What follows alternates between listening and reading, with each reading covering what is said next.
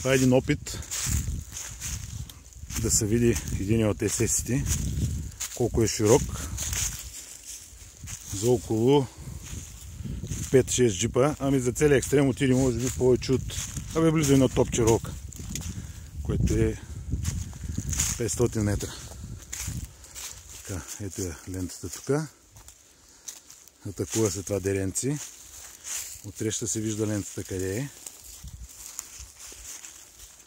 Изкачват се на отсрещния баир.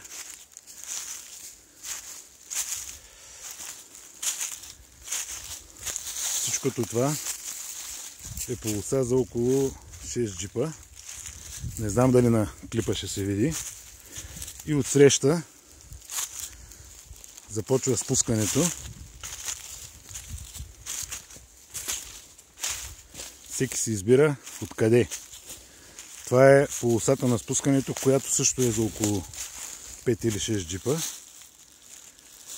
И това е изхода, където е нашата бегачка.